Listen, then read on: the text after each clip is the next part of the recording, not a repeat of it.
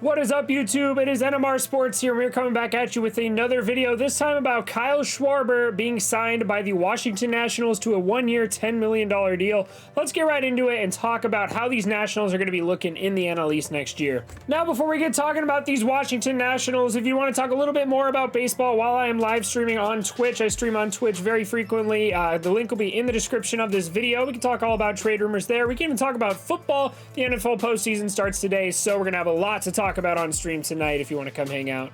We have a Discord where if you want to jump in there, talk about MLB hot takes, maybe expose some freezing cold takes you find online, things like that. You can also stay updated on my YouTube schedule, on my Instagram, and my Twitter, which will both be in the description as well.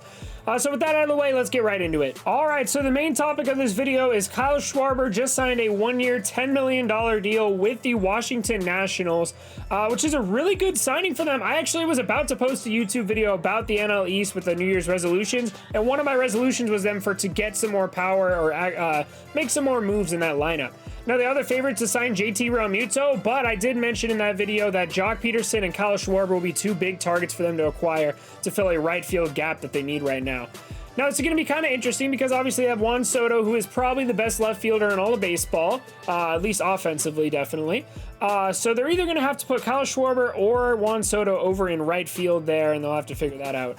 Now, they have made some other moves this offseason, so they have Josh Bell, and then now they have Kyle Schwarber. If they do sign JT Realmuto to some sort of deal, I could really see them being one of the best offenses in all of baseball. As it stands right now, their lineup 1 through 9 would be Trey Turner, Victor Robles, Juan Soto, Josh Bell, Kyle Schwarber, Starlin Castro, Luis Garcia, and Yan Gomes. So, honestly, most of those positions have some pretty good depth there, with the exception of Yan Gomes as being their starting catcher. Doesn't seem like a good situation for them to be in.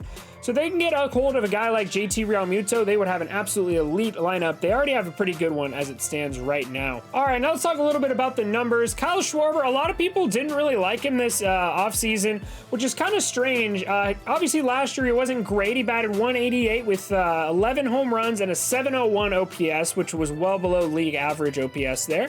But in 2019, he was actually pretty damn good. He only batted 250 if you care about batting average, but he did put up 38 home runs, and he also had an 871 OPS, which was well above league average there. So definitely a solid bat, especially for a lineup looking for some pop like the Washington Nationals were. So I think he's an absolutely amazing addition for them, and I think he's going to make some noise in the middle of that order there. Now, with these deals, it's going to be very interesting to see. Obviously, they don't really have as flashy of a lineup as teams like the Braves and the Mets that are also in their division, but if you sign JT Realmuto with the good starting pitching that they have and a decent bullpen, it's going to be interesting to see what kind of year the Nationals are going to have next year. Now, I think they're probably projected to be the third place team in this division still, with the Mets taking the second place and probably the Braves still at the front of the division for now. But it's definitely going to be a dogfight between those top three teams, with the Marlins and the Phillies fighting over last place, it seems like. I'm sorry, Phillies fans. There really isn't enough on their team to really make it look like the Phillies are going to make any noise this year. And the Marlins might not be as good as they were last year in a 162-game season, although they do have a very young team. That'll be pretty good down the line, it seems like. So those are my takes on the Kyle Schwarber acquisition and a little bit on the NL East there. Let me know what you guys think the NL East is going to look like next year. Who's going to be in first place? Who's going to be in last place? Maybe a team that surprises us by playing really bad. Maybe a team that surprises us by playing extremely well.